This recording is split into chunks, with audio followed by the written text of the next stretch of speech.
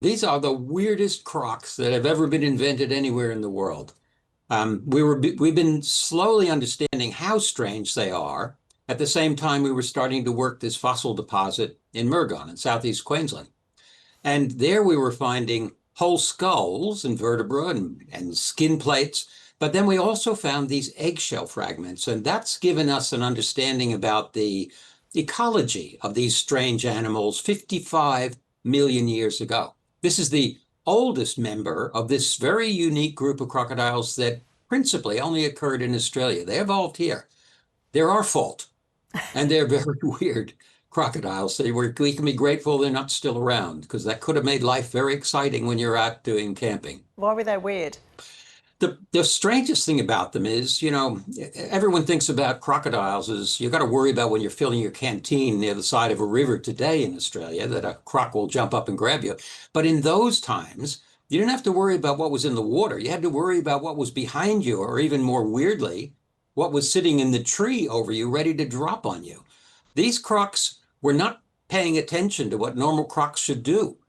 They dominated Australia before the crocs we are used to, the saltwater crocs and the freshwater crocs came in. That only happened about 3.8 million years ago. Before that, this continent was overrun by these weird dinosaur-type toothed crocodiles that were happier running around on the land and occasionally climbing in trees than paddling around in the water. So what made you think that these crocs were happier running around on the ground and sometimes climbing trees? How could you get that simply from looking at these eggshells? Well, not surprisingly, this is very controversial, but that understanding about the groups really comes from study of the skulls and the skeletons that we know of some of the later, more derived members of this group that we found, for example, in the Riversley World Heritage fossil deposits in northwest Queensland.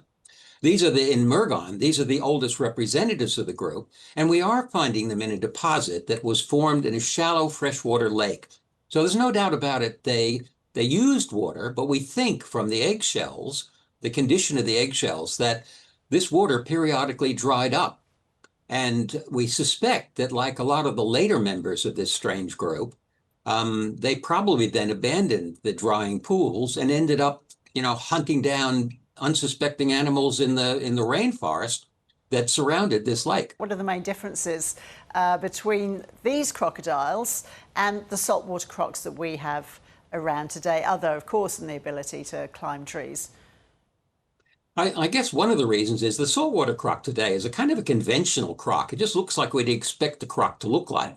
But some of these weird crocs, they belong to a group we call the Micosukinae. It's a subgroup of crocodiles only known from here, although some of them had wanderlust and disappeared off to Fiji and New Caledonia. They even, we think, turned up in New Zealand. So they were spreading out from Australia.